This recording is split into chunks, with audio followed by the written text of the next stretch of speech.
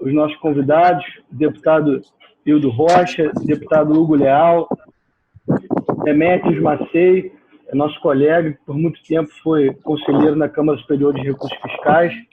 O objetivo hoje aqui é a gente discutir um pouco do voto de qualidade, né? Essa recente novidade trazida pela Lei 13988, da extinção do voto de qualidade nos casos de determinação e exigência do crédito tributário. E logo após a aprovação da lei, a gente teve em seguida, né, duas novidades, né? A propositura de duas ações diretas de inconstitucionalidade pelo Tribunal Federal, uma pela Procuradoria-Geral da República e outra pelo PSB. E nessas ações há um aspecto muito peculiar, que é uma discussão sobre o trâmite legislativo, né? Ou seja, os autores das ações alegam que esse novo dispositivo é inconstitucional, porque haveria ali um contrabando legislativo, já que a matéria tratada na medida provisória, que é a regulamentação da transação, né, depois de muito tempo foi regulamentada, e esse dispositivo foi trazido através de uma emenda aglutinativa de plenário, né, de autoria do deputado Hildo Rocha. Então, a gente queria discutir aqui alguns aspectos. O primeiro deles é exatamente essa parte legislativa, o que os nossos congressistas pensam desse posicionamento da Procuradoria-Geral da República e do próprio PSB, né? E mais adiante, passada essa questão formal, a gente pode discutir com o Demetrios a questão específica de CARF, sobre como a gente espera que esse dispositivo será recebido pelos conselheiros, se há uma discussão em que casos se aplicam ou não, se tem retroatividade ou não, enfim, muito tema aqui a ser debatido. Só acabando essa introdução, é importante a gente deixar claro que nessas ações diretas de inconstitucionalidade, o Conselho Federal da OAB vem atuando, né, já apresentou o pedido de amicus na primeira delas, na PGR, e vai apresentar o segundo agora, porque efetivamente não há, aqui na visão do Conselho Federal da OAB, esse contrabando legislativo, haveria sim a pertinência temática, mas passada essa introdução, o objetivo aqui é deixar que os nossos convidados, especialmente o deputado Hildo e o deputado Hugo, a quem agradeço uma vez mais a presença, possam explicar os bastidores disso na Câmara dos Deputados, o que aconteceu, qual a visão deles sobre essa interpretação da PGR acerca da pertinência temática do tema inicial da medida provisória com a versão final do projeto de lei, e possam nos brindar aí com seus conhecimentos. Fiquem à vontade, deputados. Eu vou deixar o nosso querido Hildo poder falar primeiro, em primeiro lugar, Matheus. Primeiro, cumprimentar a todos. Satisfação poder estar participando aqui com vocês desse importante debate. Eu acho que é extremamente qualificado, mas eu vou preferir, né, como o Hildo foi o autor da emenda que trouxe a questão do voto de qualidade, ele faz as explicações, depois eu reforço, com certeza, a linha de raciocínio dele para demonstrar a fragilidade dos fundamentos que foram levados a cabo através da ADI. Meu querido Hildo. Bom dia a todos, bom dia, meu amigo Hugo Leal, cumprimento a todos. Agradecer o convite para poder participar desse debate no dia de hoje. Estou chegando do Maranhão, mas achei interessante a ideia de discutir esse tema. Nós sabemos que os contribuintes têm sido, ao longo dos anos, prejudicados em função desse voto de qualidade. Acaba que um só conselheiro tem direito a votar duas vezes, e esse conselheiro geralmente vota em favor da União, que é seu patrão, né? Então, não tem muita lógica esse voto de qualidade. Com relação à alegação que está sendo feita, agora que eu tomei conhecimento, não sabia nem que tinha nenhuma ação direta de inconstitucionalidade em relação à matéria, mas ela não tem sentido, não cabe, porque aqui nós chamamos, não é de contrabando, nós chamamos de jabuti, que é a mesma coisa. Não é um jabuti, não é matéria estranha a medida provisória que vem tratar justamente sobre assuntos pertinentes ao que nós incluímos na nossa emenda. Então, eu acho que essa ação não vai obter êxito, porque é sem fundamento nenhum, e o processo legislativo ele permite que o parlamentar, seja deputado federal, senador, possa aprimorar as medidas provisórias.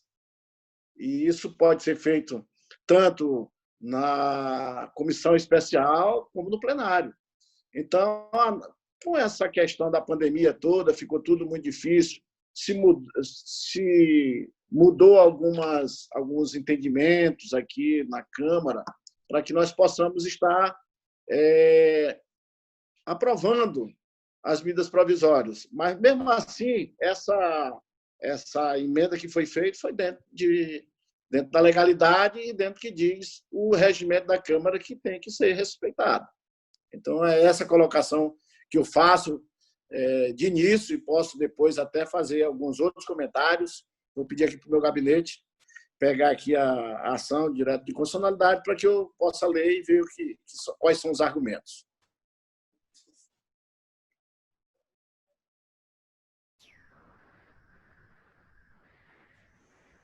Bom, eu acho que é muito oportuno nós fazermos esse debate, porque é impressionante, aí eu falo como legislador, o Wildo também teve 5 mandatos ou 6 mandatos. Quantos mandatos tem o Wildo? Eu tenho 5 mandatos. Deputado federal são 2, mas eu já fui vereador, fui presidente da Câmara, fui prefeito, fui 3 vezes secretário de Estado, lá no Maranhão. Então, tem experiência mais do que... Eu estou no meu 4º mandato como deputado federal e tive 1 de estadual. Estou no 5º mandato. E é interessante, é importante nós trazermos para esse debate aqui, Matheus, Demetrio e Sandro, essa questão do excesso de judicialização. Excesso de judicialização. O Supremo está ali para poder prover a questão da constitucionalidade. Natural que alguns partidos, quando percam, né, ali no debate, percam no voto, vão, que a gente costuma dizer na linguagem de futebol, vão lá buscar no tapetão. E é impressionante porque isso fragiliza o próprio trabalho. Para mim é totalmente incoerente, porque são outros princípios. Essa questão do tal do contrabando do jabuti já foi vencida isso. Existiu, sim, existiram períodos em que medidas provisórias entravam sobre uma visão temática e eram trazidos outros objetos. Isso aconteceu. Depois de um entendimento próprio, eu me lembro que o presidente da Câmara, era o presidente Michel Temer, que era a 3ª vez que ele era presidente da Câmara, definiu num parecer, e esse parecer foi aprovado no plenário, exatamente impedindo os chamados contrabandos, os chamados jabuti, como disse o Wildo. Então, o próprio parlamento entendeu dessa postura. Mas, às vezes, o que eu tenho que apontar também é que, às vezes, o próprio executivo tem essa tendência, às vezes, de abusar do Instituto da Medida Provisória, que está lá no artigo 62 da Constituição. Para quê? Para poder levar várias matérias que nem sempre são urgentes e nem sempre são relevantes. Então, isso é uma característica da deturpação que houve da própria medida provisória, do próprio Instituto da Medida Provisória. Faço essa ressalva aqui porque, durante esses anos todos, a gente vem vendo esse aprimoramento. E eu posso dizer, acho que isso foi em 2010, talvez foi a última vez, foi o último momento em que o presidente Temer esteve à frente do parlamento. Depois isso foi se consolidando numa lógica do próprio parlamento, pedindo, né, estabelecendo uma relação com o executivo, dizendo o seguinte: então, não mande uma medida provisória com vários temas. A medida provisória tem que ser relevante e urgente no tema específico. Pronto. Encerrado essa discussão, e a discussão que foi definida pelo próprio legislativo não foi o judiciário que me impediu, ou não foi uma decisão do próprio legislativo neste entendimento, até mesmo da reinstalação das comissões especiais que fazem o debate da medida provisória. Então, primeiro ponto, né, vamos colocar dessa forma, eu entendo que quando essa ADI, né, essa ADI que foi trazida pelo Ministério, pela Procuradoria da República, talvez ela esteja ainda sobre os aspectos anteriores. Essa ADI é número 6399. 6399, isso. 6399. Então, essa ADI já foi trazida. É interessante quando você lê o objeto, o escopo, você parece que você está remetendo a um período que efetivamente isso poderia até acontecer. Agora, me surpreende, né? Claro, aí o direito cabe os vários debates, dizer que a matéria não é relacionada, dizer que a questão do CARF não poderia ser tratada nessa medida provisória, o que me parece um absurdo, até um assinte com o próprio Poder Legislativo. Ora, qual era a oportunidade temática específica da medida provisória 899? Qual era? Era a discussão da transação tributária. Transação tributária que é motivo de extinção do crédito tributário. E o CARF também, como instância administrativa, tem a visão da extinção do crédito tributário. Ou seja, o que está esculpido lá no artigo 156 do Código Tributário Nacional. Então, para nós nivelarmos essa linha de raciocínio, que me surpreendeu, digo para vocês, não só como parlamentar, mas como advogado, me surpreendeu porque me parece que aí sim, é uma interferência indevida no próprio processo legislativo, o que me preocupa, que essa visão, ou visão de alguém dentro da Procuradoria-Geral da República, que acha que isso não seria uma matéria, o que seria uma matéria de contrabando, uma matéria indevida. Não é. E para isso, eu queria trazer aqui para esse debate inicial, Matheus, as outras medidas provisórias, por exemplo, a medida provisória que deu origem à Lei 11.941. A Lei 11.941 também falava do CARF. E falava no CARF, veio por medida provisória e foi também trazida numa emenda. Essa discussão. A medida provisória 449 de 2008, que deu origem à Lei 11.941 de 2009. Falava do CARF. Se você lê as emendas dessas medidas provisórias e da lei, fala exatamente dessa matéria que estava lá já na 899 e agora na Lei 3.988, que foi essa prática. E se você voltar um pouco mais atrás, a medida provisória de 2001, ainda no governo Fernando Henrique Cardoso, medida provisória 2176, e a medida provisória 526 também falavam da questão do crédito tributário, falavam dessa discussão e tiveram a oportunidade de levar a matéria do CARF nessas medidas provisórias através de emendas.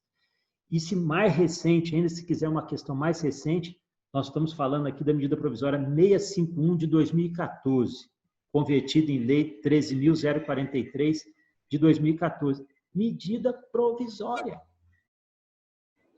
Todas elas são medidas provisórias que atuavam no CARF. O CARF não é matéria de lei complementar, porque se fosse matéria de lei complementar, não poderia ser objeto de medida provisória. Está lá nas vedações do artigo 62. Então, por não ser matéria de medida de lei complementar, pode efetivamente sofrer essas avaliações. Senão, caberia uma restrição ao trabalho legislativo de uma situação temática. Veja, Matheus, você abriu e eu vou aqui encerrando pelo menos esse primeiro momento, você abriu a nossa conversa dizendo o seguinte, dizendo que o artigo 171 do Código Tributário Nacional, enfim, depois de 54 anos, vamos falar de novo, 54 anos, ele foi regulamentado.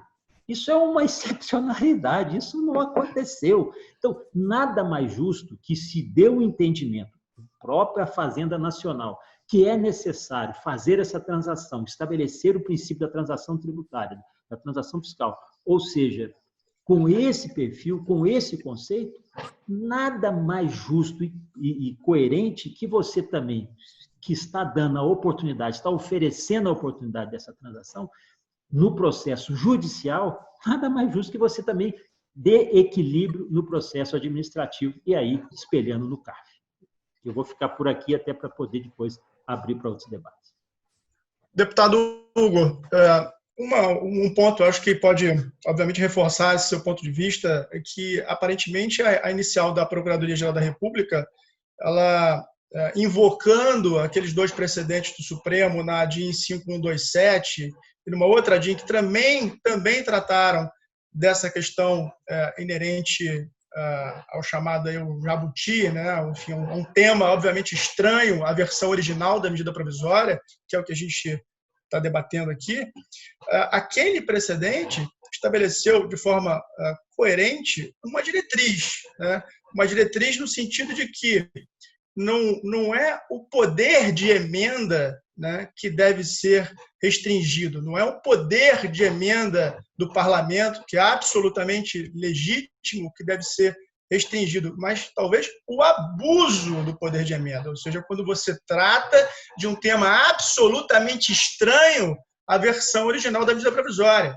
Os votos que foram proferidos nas 2 ADIMs dão bem a dimensão daquilo que o Supremo entendeu sobre esse abuso do poder de emenda.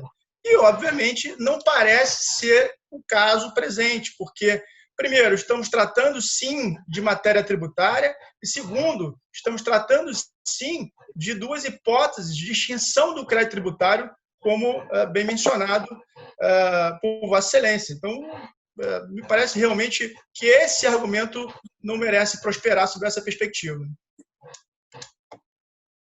Posso fazer um comentário? Eu sei que não é a minha praia não é o legislativo, né? Mas fica à vontade. Obrigado. Assim, se a gente quiser procurar pelo em ovo, a gente acha, né? Quem procura acha. Então, o que chama atenção nessa discussão das ADIMs é que os assuntos, se vocês repararem, são assuntos formais. Então, o sujeito está lá pensar, é temático, não é temática, é jabuti, não é jabuti. Quer dizer, isso não soluciona a questão. Isso está adiando um problema que já é claro, que já é evidente, que o Legislativo, graças a Deus, se sensibilizou com isso, que é a mudança do regime do voto de qualidade.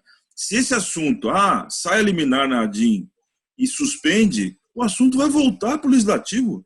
O Legislativo vai resolver o problema formal, vai votar de novo e o assunto vai acabar de novo. Ou vocês acham que o Legislativo vai votar diferente do que ele votou em relação ao assunto?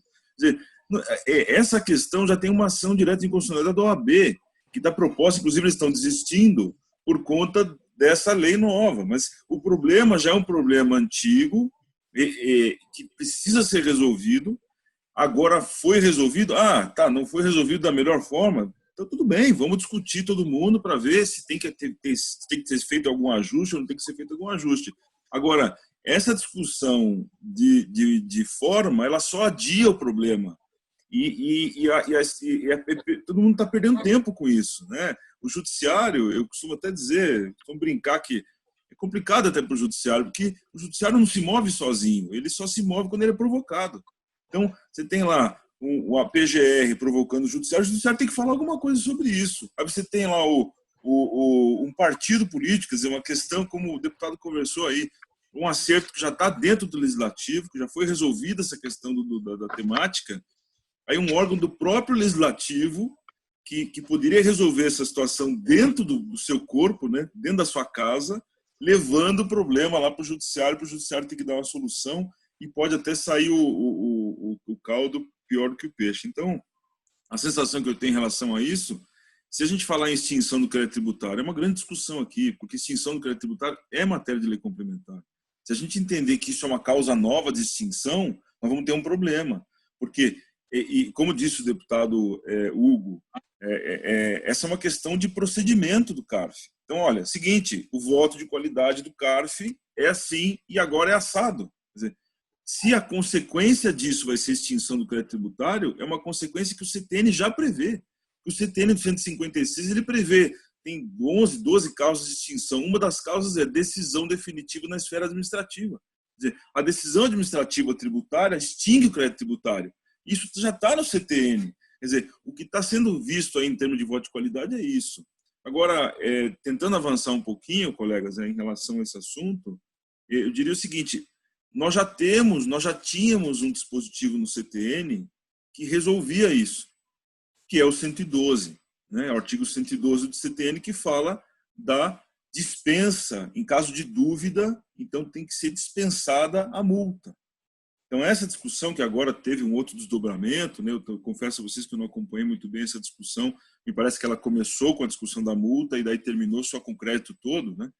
Mas, vamos dizer assim, se essa discussão do 112 fosse interpretada corretamente, a gente nem precisaria dessa discussão toda. Então, não sei se esse tema, acho que vocês aí do Bichala têm que provocar para a gente, né, não se espraiar para um outro assunto. O assunto agora é o Supremo, inclusive eu mandei para vocês aí, Matheus, não sei se você tinha visto, a liminar do Marco Aurélio, né, na ADIM do partido, que ele praticamente indeferiu a liminar, né, ele jogou para a torcida, ele falou, não, deixa eu ouvir a parte contrária e voltar ao assunto para a turma decidir. Então ele não vai despachar essa liminar aí. Não sei se você viu isso aí. Não, sim, perfeito. Até falar sobre essas ações que você mencionou, a ADIM anterior da OAB 5731, depois da mudança da lei, foi apresentado um pedido de perda superveniente do objeto, né? Porque a alegação era efetivamente ali da inconstitucionalidade do voto de qualidade, e agora com a extinção não haveria mais o que ser analisado pelo Supremo. O ministro Gilmar Mendes analisou essa petição e extinguiu aquela ação. Agora, sobre as novas ADIMs, na ADIM da PGR ainda não houve nenhuma decisão, o relator das duas é o ministro Marco Aurélio, e na ADIM do PSB, quando muito bem mencionado pelo Demetrios, o ministro Marco Aurélio adotou o rito abreviado da ADI, né, aplicou o artigo 12 da lei da ADIM, que basicamente, nesse rito, ela segue o trâmite normal, ou seja, vai abrir prazo para manifestação da Advocacia Geral da União, depois da própria PGR, e depois o caso volta para o relator para fazer o voto e pedir a liberação de pauta ao ministro Toffoli. Então, como o ministro Marco Aurélio ele é prevento nas duas ações e já adotou esse rito, uma tranquilidade que os contribuintes podem ter agora é que não haverá uma liminar nesse sentido, suspendendo o novo dispositivo.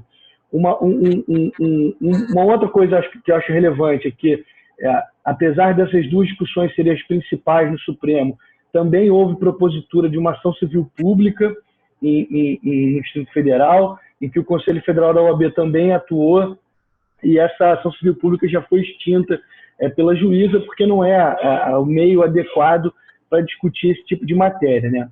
Voltando aqui numa das observações do Demetrios, e provocando aqui os nossos congressistas presentes, que toda essa discussão de jabuti, contrabando legislativo, etc., acaba com argumento de violação ao princípio democrático, né?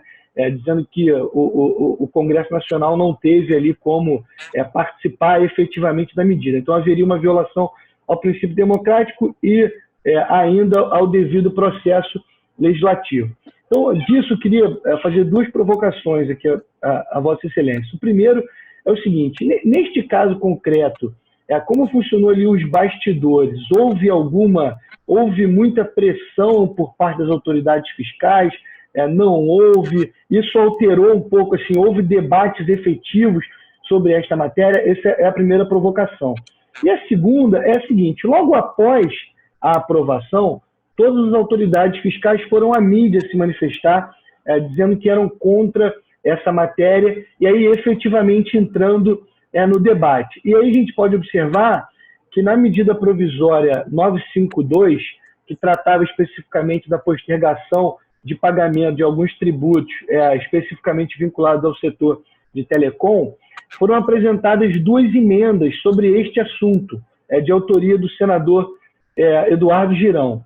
Uma dessas emendas simplesmente revoga o dispositivo que acabou de ser aprovado, e a outra emenda ela tenta alterar o critério da paridade no caixa, ou seja, hoje a gente tem um julgamento paritário, né, com 4 representantes do contribuinte e 4 representantes do fisco, e essa emenda busca alterar esse regime. Então a pergunta na visão dos nossos congressistas, deputado Hildo Rocha e deputado Hugo Leal, Como é que está o ambiente hoje no Congresso Nacional para essa matéria ser novamente analisada? Já há alguma chance, vocês visualizam alguma possibilidade dessa matéria voltar a ser apreciada pelo Congresso Nacional e ter, no fim das contas, um resultado diferente do que a gente tem hoje? Muito bem. Eu posso dizer que, no momento, aqui na Câmara, no Congresso, nós estamos mais preocupados com as leis, com os projetos de leis que venham a ajudar no enfrentamento ao Covid-19. Então, nossa prioridade agora é justamente esse. São várias matérias legislativas que têm que ser apreciadas, aprovadas, no sentido de dar condições para que o poder público possa agir, tanto na área econômica, como na área da saúde, na área da assistência social, porque essa pandemia ele alcança todos os aspectos da vida humana. Então, não é fácil. Não vejo aqui possibilidade dessa matéria ser analisada nesse momento como se fosse prioridade. E compreendo também que, se vier a ser novamente tratada, ela terá praticamente o mesmo resultado. Logicamente que é uma categoria que é muito bem organizada, eles têm um poder grande, um poder financeiro razoável, tanto é que tem realizado edições de livros, fascículos e muitas coisas aí que percebemos que eles têm aí uma boa grana, um bom dinheiro disponível. E tem uma boa atuação aqui dentro da Câmara e do Senado. Agora, nós podemos perceber que todas as iniciativas de mudança na legislação que diz respeito a tributos têm sempre uma participação muito grande deles e, muitas das vezes, inclusive, eles conseguem atrapalhar o andamento de mudanças na nossa legislação tributária. Eles têm um poder muito grande, lógico, e usam esse poder com bastante inteligência, o que não acontece, infelizmente, com a nossa OAB, que não tem essa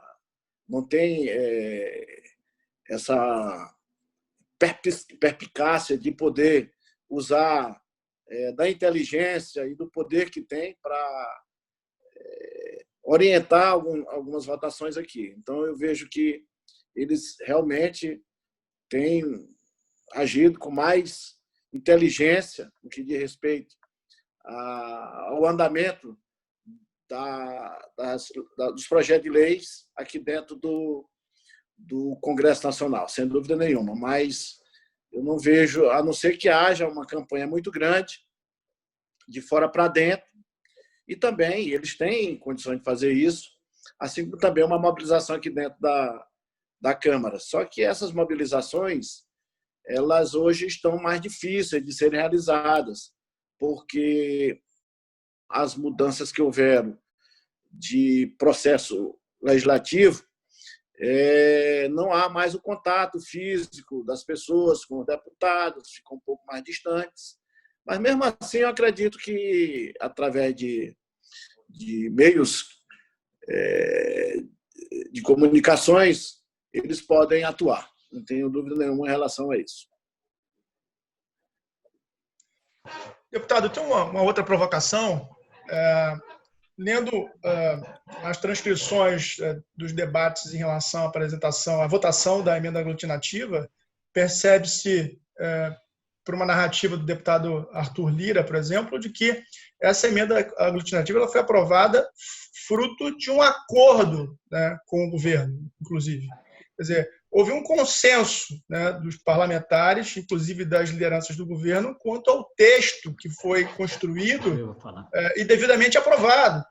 Tanto que, posteriormente, né, esse texto foi sancionado pelo presidente da República.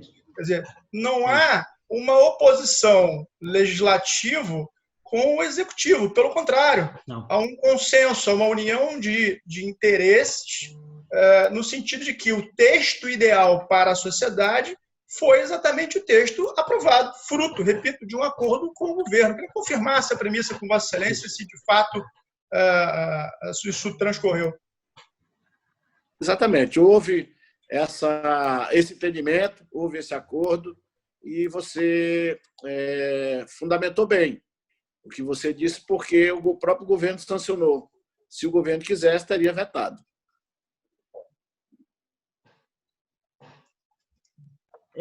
Essa, viu, Sandro, essa é uma lógica, até porque a PGFN, a Receita, elas fazem parte do Executivo.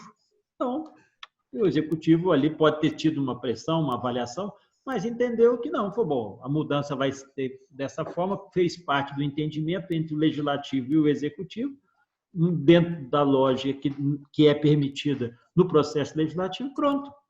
Aí a discussão, o debate, isso piorou, melhorou. Eu vou repetir uma coisa aqui, né? Quem é da área tributária sabe. Há quanto tempo está para regulamentar a transação tributária? 54 anos. Quer dizer, mas o CARF está assim há 90 anos, sei lá se 90, alguma coisa, alguns doutrinadores falando. Sim, mas em 54 anos nós estávamos para legislar sobre a transação. Nada mais lógico.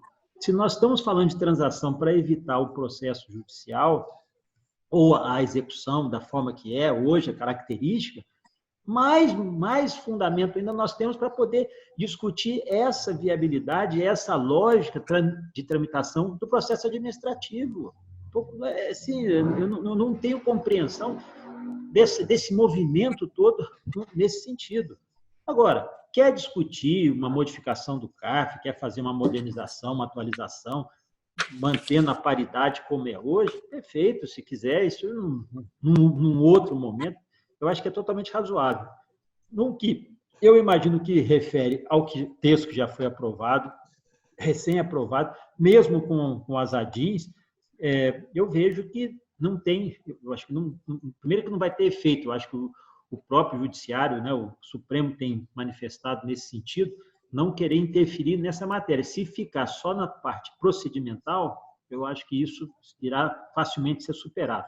Do ponto de vista da constitucionalidade da matéria, não tem nem o que discutir, né? A modificação foi feita em lei ordinária, que é matéria de lei ordinária. Agora, se quiser discutir o que é hoje o voto de qualidade no CARF, quantos % são votos de qualidade e aonde estão indo os votos de qualidade, como é que estão sendo os votos, perfeito, não podemos discutir. Tem lá doutrinadores que vêm trazendo 2017, 2018, 2019, o que tem acontecido com voto de qualidade. Perfeito, isso aí é uma técnica do ponto de vista administrativo, pode ser modificada por decreto, pode ser modificada por o modus operandi dentro do CARF. Agora, essa mudança, primeiro, que não dá para discutir a sua situação embrionária. A sua situação embrionária está mais do que lógica. É do papel do parlamento, do legislativo. Quem faz as leis somos nós. Quem faz as leis é quem está ali no dia a dia, ouvindo a demanda da sociedade, ouvindo também os sinões que tem do próprio corpo do Poder Executivo, seja PGFN, seja quem for, tem uma lógica. Depois de definido, pronto. Quem quer modificar, eu costumo dizer o seguinte, quer modificar a legislação, ótimo, venha ser um 512 avos, ou um 513 avos do deputado, ou um 81 avos de senador. Assim que funciona. A democracia funciona assim. Agora, se todo momento que se perder vai ter que ir para o tapetão, eu não quero mencionar tapetão aqui, porque senão vou lembrar futebol, e futebol a gente está carente deles, e a gente vai lembrar só de bons momentos de futebol. Então, não acho que seja crível, não acho que seja pertinente uma matéria dessa natureza, um questionamento dessa natureza, e ter evolução dentro do processo lá dentro do Supremo Tribunal Federal. Até porque o ministro Marco Aurélio é um ministro altamente experimentado, equilibrado, já está lá no Supremo há muito tempo, tem dentro das suas manifestações, tem decisões que às vezes criam polêmica, mas ele é muito pacífico, ele é muito sólido nessa questão de quando se fala de legislativo e de judiciário. Então, não vejo. Agora, internamente, movimentos dessa característica, dessa linha, podem acontecer. Claro que podem acontecer. Senadores, deputados podem apresentar sugestão, proposta, mas isso em transformar, em vir modificar uma matéria recém alterada, não vejo como prosperar. Repito, por quê? Com base que foi trazido aí pelo Sandro, pelo Demetrios e confirmado pelo Wildo.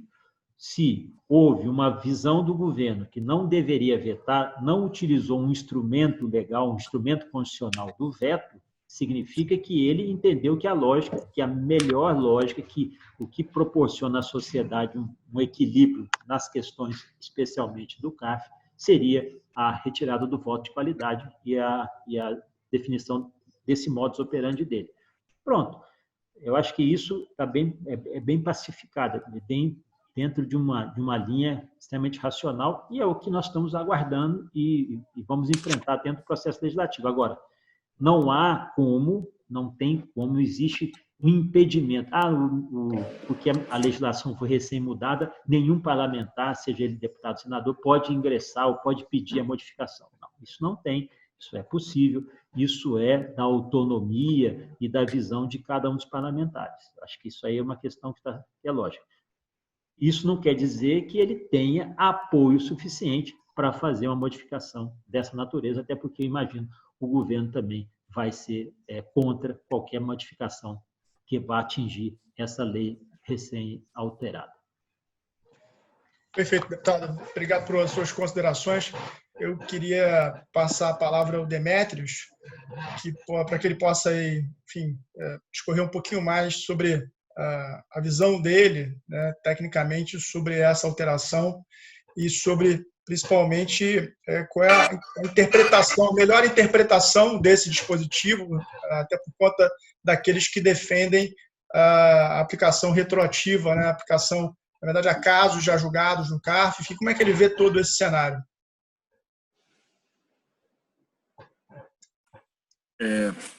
Essa é uma questão. Eu acho que se o assunto tivesse restrito à questão da multa, né, eu acho que o cenário ficava um pouco mais claro, porque a gente sabe que a retroatividade da lei tributária ela se dá na situação de lei interpretativa ou de matéria relativa a infrações em que a infração deixe de ser considerada, aquele fato deixe de ser considerado como infração, ou que a infração diminua, né, a penalidade diminua, que é o que está no artigo 106 do CTN. Então, essa retroatividade, se esse dispositivo fosse expresso em relação à multa, eu acho que seria mais fácil a gente entender pela retroatividade do dispositivo. Do jeito que está, eu acho temerário. Eu acho que é um pouco difícil entender que há essa retroatividade, porque nem o dispositivo, apesar de ser mais amplo, né, ele fala do crédito tributário todo, inclusive da multa. Apesar disso, não trata especificamente de penalidade, né, não extingue penalidade e nem reduz penalidade. E também não é uma norma interpretativa de nenhum dispositivo do CTN ou de qualquer outro dispositivo tributário. Então, por conta disso, essa retroatividade, eu acho que ela é complicada, apesar de haver uma série de doutrinadores aí que entendem que isso poderia acontecer. Então, eu acho que é um pouco perigoso a gente entrar nessa linha. Agora, vamos lá. Imagine uma situação que eu estou julgando lá um recurso especial na Câmara Superior e a decisão lá da turma ordinária foi por qualidade, né? E aí esse assunto seja levantado na Câmara Superior. Então, é um assunto que vai chegar, olha, estou aqui, o processo ainda não terminou, né? E eu só estou aqui agora, né, com esse recurso porque o voto foi de qualidade, foi contra mim. E agora tem uma lei nova, o processo está em curso ainda, né? Como é que fica, né? A gente sabe que qualquer alteração de processo, a rigor, vale para o processo, se aplica automaticamente para os fatos não praticados, né, dali para frente. Então, ainda assim, seja do ponto de vista do 106, do CTN, da retroatividade lá benigna, seja do ponto de vista do processo, ainda assim, tudo indica, né, que essa norma não deveria retroagir. Então, eu acho que assim, é perigoso falar em retroatividade, apesar de não ser unânime isso que eu estou falando, né? Essa é uma questão que pode acontecer. Então, assim, eu queria aproveitar aí a presença também dos congressistas, né, para dar uma sugestão. Eu acho que esse assunto ele vai acabar evoluindo para uma pressão muito grande no sentido de um meio termo. A sensação que eu tenho, né, é essa. Todos que a gente ouve falar sobre isso, assim, o cidadão defender o voto de qualidade como ele está hoje é muito difícil. Então, isso acho que já está se formando uma concepção em torno disso. Para simplesmente a decisão de voto de qualidade ser completamente favorável ao contribuinte, isso também está criando um desconforto muito grande, né? Então, talvez fosse o caso da gente pensar em refletir um pouquinho, de fato, no meio termo, né?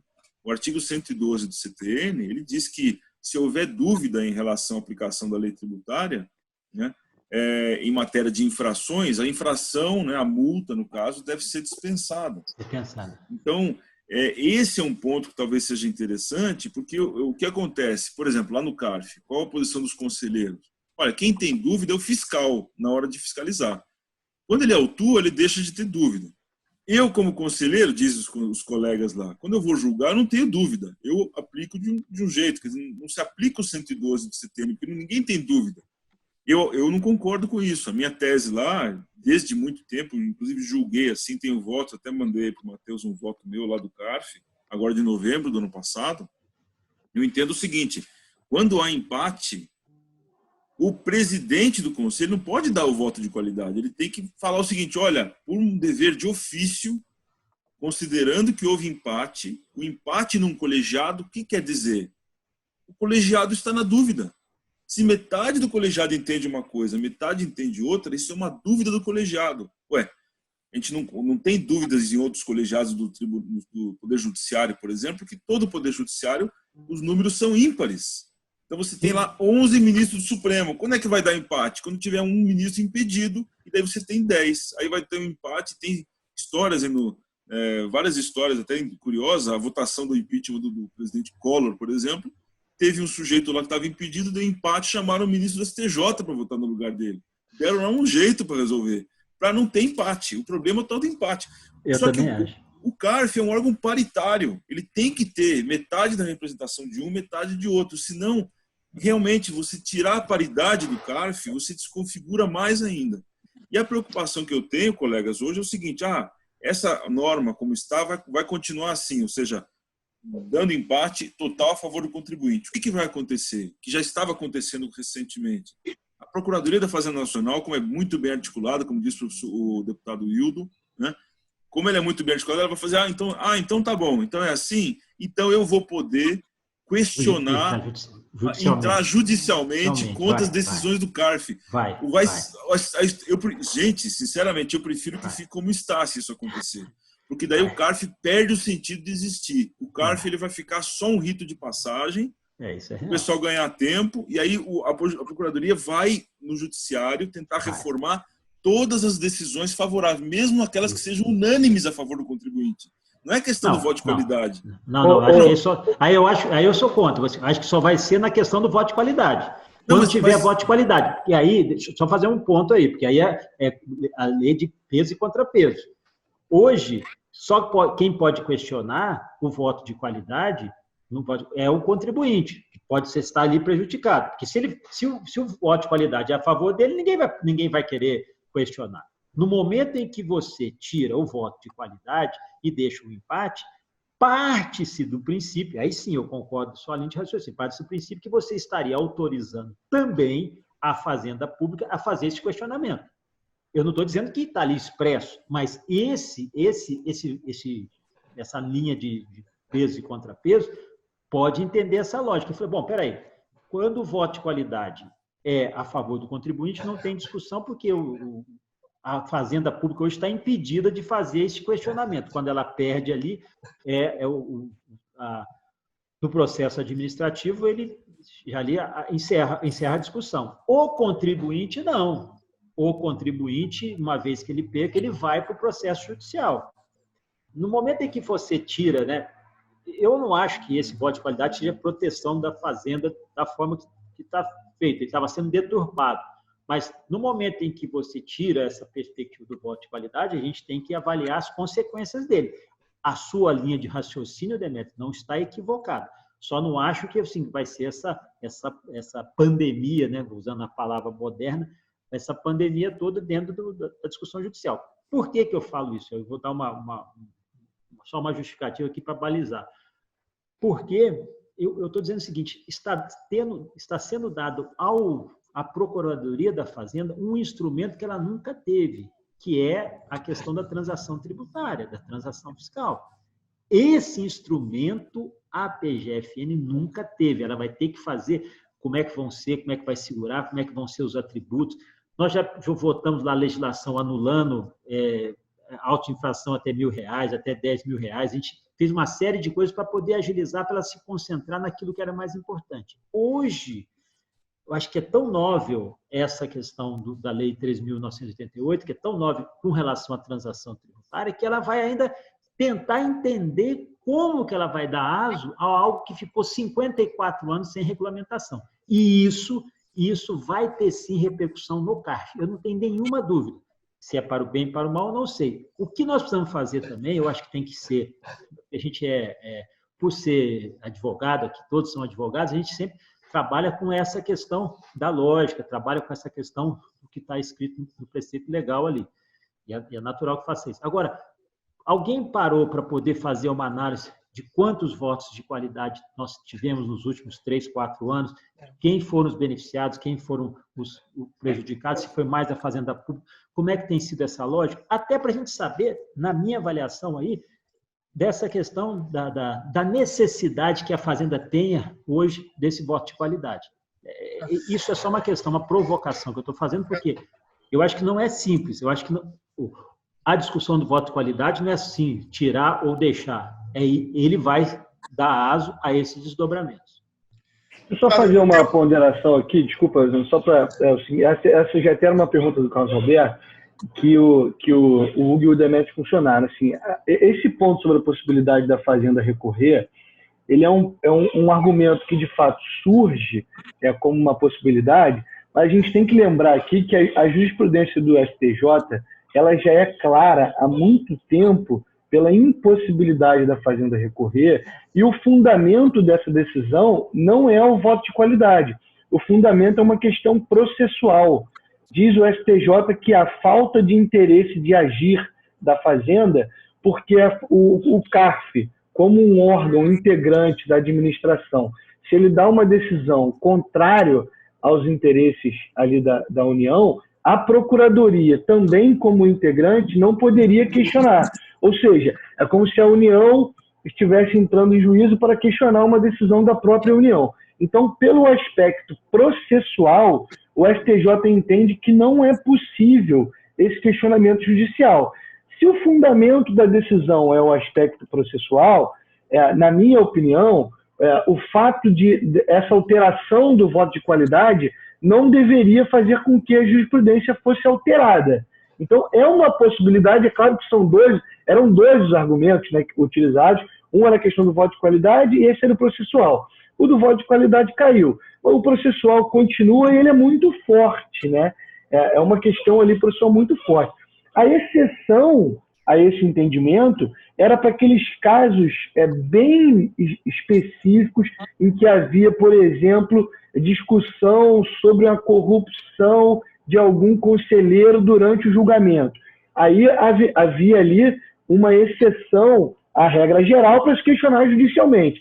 Mas nos casos regulares, em que a decisão era contrária à Fazenda, o STJ sempre entendeu pela impossibilidade de questionamento em juízo. Só queria pontuar isso aqui. Sandro, por favor, fica à vontade. Eu acho que eu ia tocar nesse ponto, e um outro bem acréscimo é que há talvez uma percepção equivocada dos contribuintes, enfim, a respeito da quantidade de votos de qualidade, né? Acho que esse é um dado importante para essa discussão. Quem ouve passa a acreditar de que o voto de qualidade é a regra, né?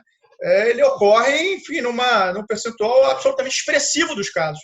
E não é a verdade, né? Ele é exceção. O processo administrativo é muito decidido em função da prova dos autos, né?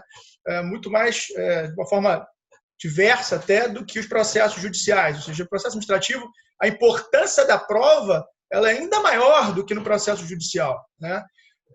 E essas decisões invariavelmente conduzem a decisões ou por unanimidade ou por maioria, né? Exceção, né? São o caso em que se decide pelo voto de qualidade. São questões muito peculiares, né? E, sobretudo, aquelas decididas pela Câmara Superior. Talvez, por alguns desses casos envolverem valores mais expressivos, se dá uma divulgação, né? Uma conotação diversa do que ocorre na realidade em relação ao número de casos votados pelo voto de qualidade. Eu acho que esse é um problema que acaba contaminando um pouco o debate. Eu só queria fazer um comentário. Só para dizer que eu concordo em ipsilito que o Sandro está falando. O que a gente precisa estabelecer é a dimensão dele e os desdobramentos que essa decisão vai ter. Matheus, eu entendo perfeitamente a sua linha de raciocínio e o STJ vai manter o padrão dele, falta de interesse. Mas no momento em que você faz uma alteração legislativa e ela terá impacto sim no processo administrativo, talvez aí eu acho que o impacto vai ser menor, né? Vai ser percentualmente, não vou chamar de insignificante, mas não com tanta especificidade, vai passar também a ter a possibilidade desse questionamento. Mas, repito, nós temos que colocar um ingrediente aí, que é um ingrediente que em 54 anos não existia, que é a regulamentação do artigo 171 e do artigo 156, o inciso 3º.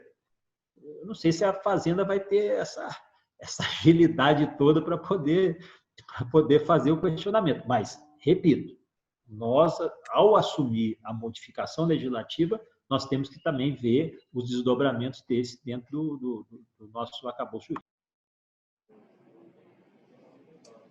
Perfeito. Eu queria aqui fazer uma provocação ao Demetrios sobre uma discussão que existe em razão da aplicabilidade desse voto, da extensão do voto de qualidade, né? Ou seja, como o dispositivo fala que o voto de qualidade não se aplica aos casos em que há determinação e exigência do crédito tributário, alguns doutrinadores levantaram a tese de que não haveria, então, a aplicação em todo e qualquer caso, mas só naqueles em que há efetivamente uma cobrança, extinguindo, por exemplo, da aplicação, né, os casos em que há compensação, os casos aduaneiros, os casos em que eventualmente se discute uma representação de nulidade, em que não há efetivamente ali uma discussão de determinação e exigência. Acho que é importante ouvir o Demetrios sobre o que ele espera da prática no CARF, e também os nossos congressistas que podem dizer com muita precisão qual foi o objetivo do legislador, ou seja, extinguir o voto de qualidade em todo e qualquer caso no CARF, em toda e qualquer discussão, ou se houve a intenção ali de restringir só aqueles casos em que há discussão de crédito tributário, de valor, tirando alguns outros casos em que não há ali uma discussão de valor a ser pago efetivamente, ou tirando ali a discussão em que o fim não é tributário, mas, por exemplo, uma multa aduaneira que, em tese, não se enquadraria ali no conceito de determinação e exigência do crédito tributário. A discussão é interessante, é uma discussão nova. Nós tínhamos conversado por telefone, né, sobre isso também, e eu refleti sobre isso. De fato, veja, o voto de qualidade hoje, o CARF, ele é indiferente, né? Se a gente encarar o voto de qualidade como uma questão meramente processual, olha, tendo empate, o presidente da turma vai votar de novo e ele é da Fazenda. Isso não quer dizer, o voto de qualidade em si, que a decisão tenha que ser favorável ou tenha que ser contra, né?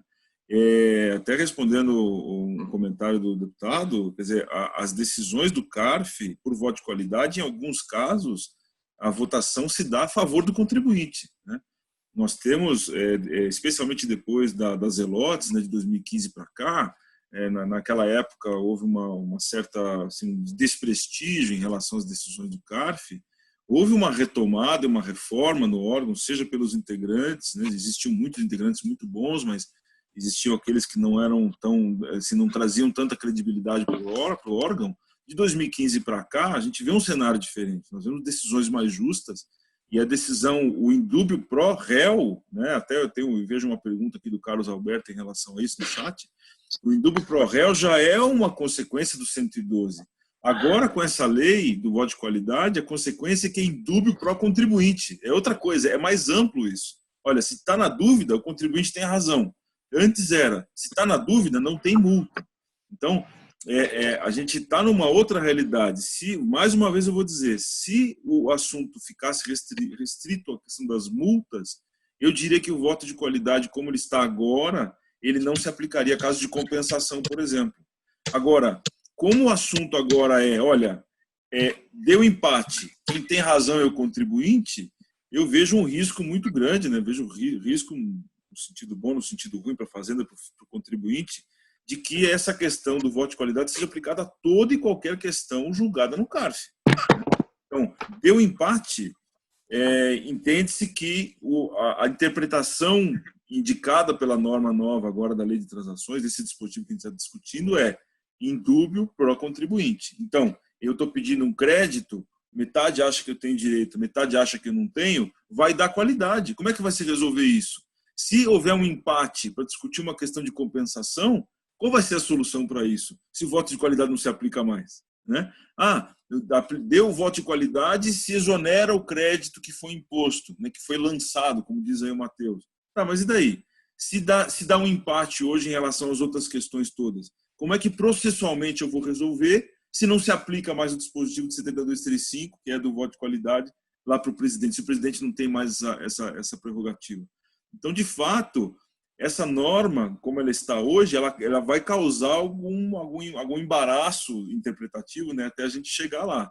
Eu volto a dizer, eu acho que o ideal mesmo é que esse assunto volte para a esfera da multa. Estou dizendo agora, eu sou advogado, sou representante de contribuintes, minha indicação foi da indústria, a indústria que me indicou, mas eu acho que a gente tem que ser muito ponderado nesse momento. Talvez o tiro possa sair pela culatra. Quando eu falei da Procuradoria da Fazenda Nacional, eu não digo que ela vai interpretar essa norma agora para poder entrar com ação. Como disse o Matheus, o STJ já disse, o contribuinte, se ele tiver um voto de qualidade ou não, mesmo que seja totalmente contrário a ele pode entrar com ação na justiça. Então, a questão de ser qualidade ou não ser qualidade é indiferente para o contribuinte hoje para ele poder acessar o judiciário. O que eu acho que vai acontecer, que já estava acontecendo nesse sentido nos bastidores, é que a Procuradoria vai mover o Legislativo no sentido de incluir uma norma permitindo que ela possa recorrer das decisões do CARF. Hoje, eu cheguei a julgar processos lá em decorrência das relotes de decisões que eram por corrupção.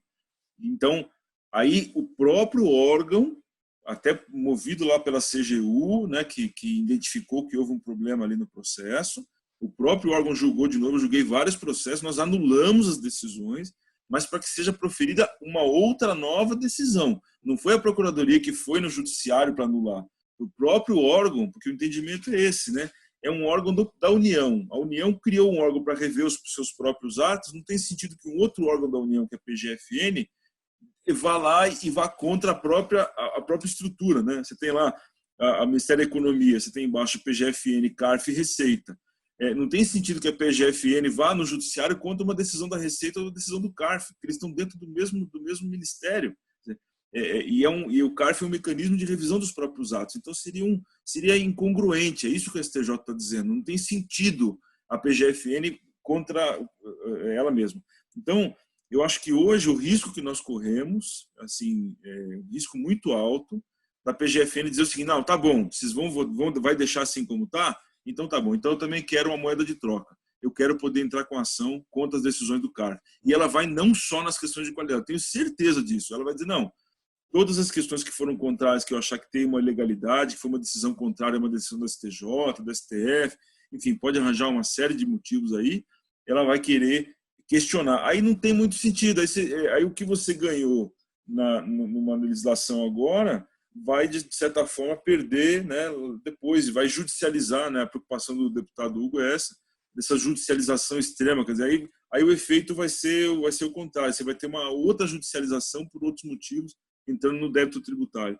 Então, eu entendo que há uma margem muito grande para dizer que essa questão do voto de qualidade se aplica a toda e qualquer decisão do CARF, seja de que natureza for, porque passa a ter uma nova interpretação da norma tributária, que é indúbio pró contribuinte. Bom, acho que estamos caminhando já para o término do nosso tempo. Eu queria perguntar ao deputado Hugo Leal e o do Rocha se tem alguma consideração final, enfim, ao Matheus também, antes da gente poder finalizar.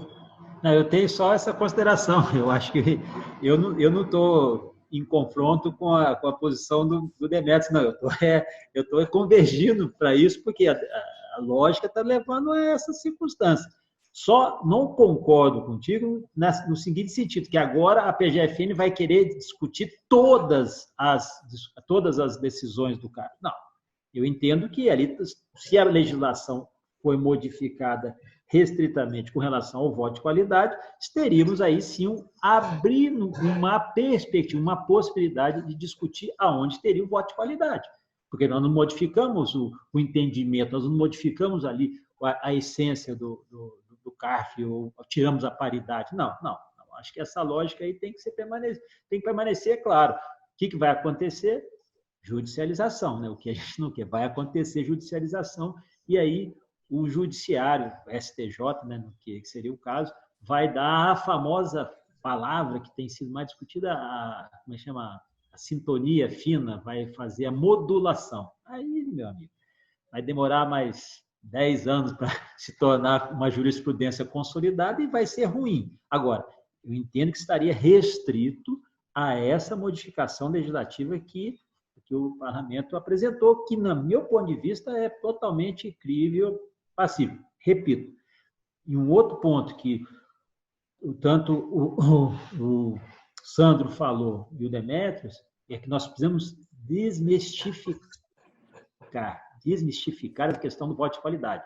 Qual é a dimensão? Eu estava recebendo aqui uma informação que, no ano de 2019, apenas 5,3% das decisões foram com relação ao voto de qualidade.